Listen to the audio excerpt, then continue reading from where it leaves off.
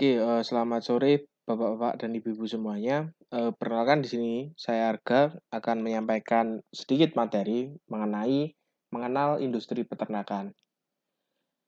Nah, agenda pada sore hari ini saya akan memberikan 3 topik utama. Yang pertama adalah apa itu pasar.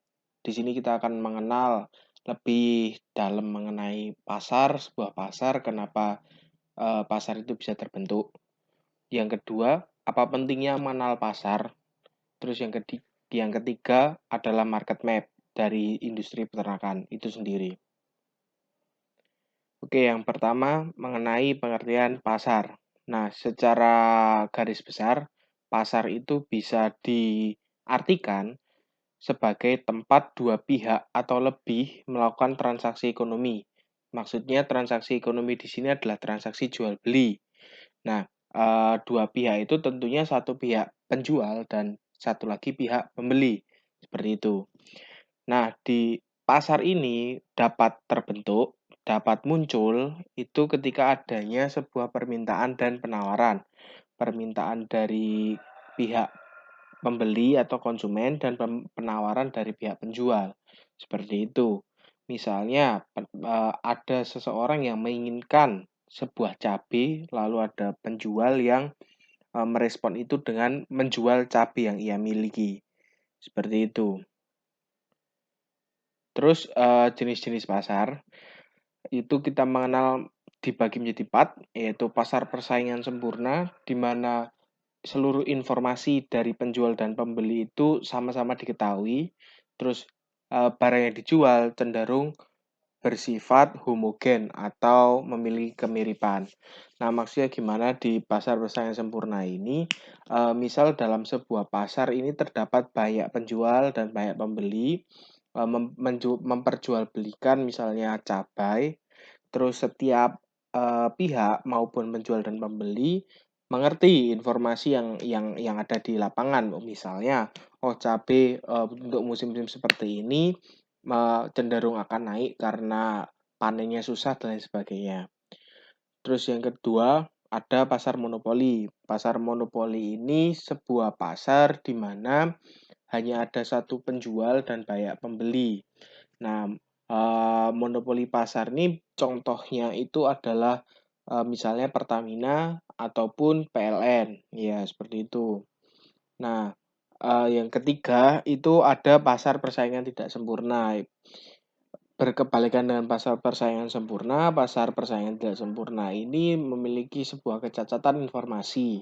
Nah, bisa saja dari segi penjual itu merahasiakan informasi-informasi tertentu supaya konsumennya ini tidak mengetahui gitu. Terus juga mungkin tidak ada seperti kesepakatan harga, jadi saling saling banting harga gitu. Nah, itu malah jadi nanti merusak pasarnya.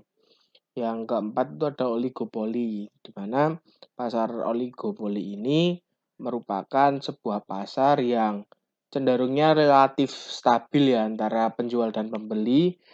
Eh, itu hampir-hampir setara, dan produk yang dijual di pasar oligopoli ini serupa tapi tidak sama. Misalkan sebuah pasar ada yang menjual perlengkapan mandi gitu. Tapi di setiap penjual itu ada yang jual sabun, ada yang jual sikat gigi, atau ada yang jual shampoo gitu. Baik, terus yang selanjutnya itu mengenai pentingnya mengenal pasar. Nah, ketika kita paham pasar itu membutuhkan apa, itu kita dapat memunculkan profit atau keuntungan yang potensial. Oleh karena itu, pentingnya mengenal pasar ini memiliki dampak positif. Yang pertama, mendapatkan konsumen tentu saja. Terus yang kedua, melihat persaingan. Ketiga, memanfaatkan peluang. Dan keempat, mampu menyusun rencana jangka panjang. Seperti itu. Nah, kemudian kita masuk ke market mapping ya mengenai industri peternakan ini. Nah, dalam bagian yang bisa dilihat, Ini saya membagi ke 3 bagian. Ada supporting services, core value chain, sama enabling environment. Sebelumnya saya akan jelaskan dulu mengenai supporting services. Ini adalah sebuah lembaga yang mampu membantu industri peternakan itu semakin maju atau semakin memiliki progres. Untuk supporting services ini sebuah lembaga yang mampu meningkatkan produktivitas dari industri peternakan itu sendiri.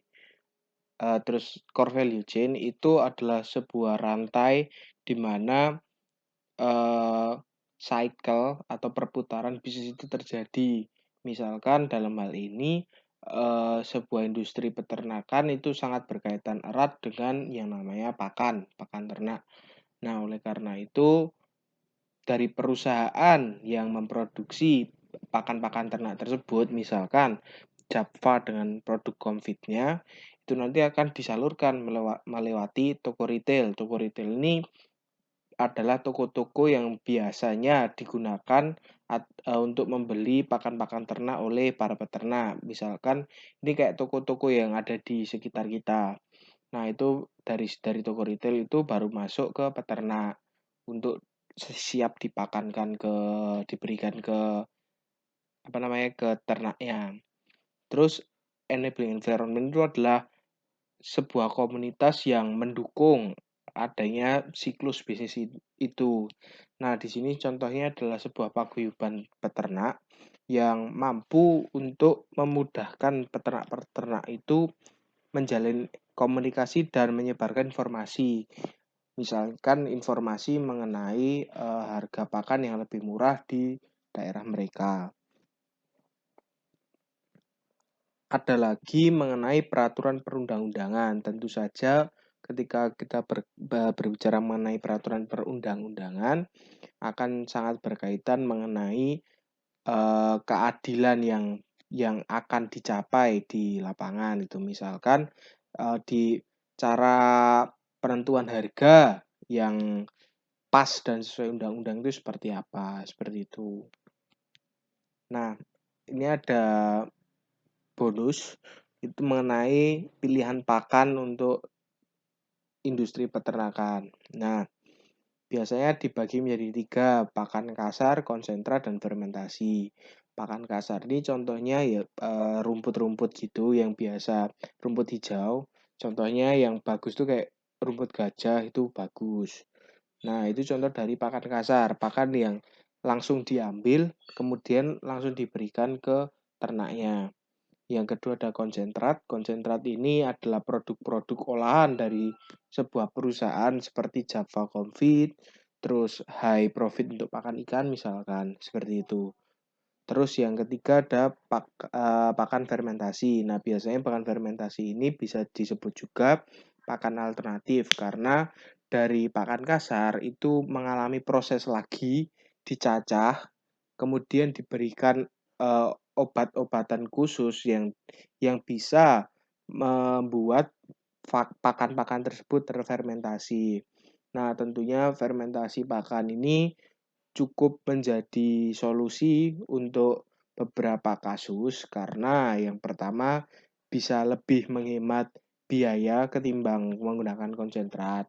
Terus yang kedua lebih praktis juga ketika eh, daerah tersebut mengalami kesulitan pakan, misalkan kekeringan atau sedang ada banjir atau kejadian-kejadian alam yang merusak alam sekitarnya sehingga para peternak tidak bisa mencari pakan secara langsung. Nah, dengan fermentasi itu peternak bisa menimbun dulu pakan-pakan yang sekiranya bisa digunakan untuk 1 bulan hingga 2 bulan ke depan. Ya, ya mungkin seperti itu penjelasan dari saya. Apabila ada pertanyaan, monggo langsung didiskusikan saja. Terima kasih.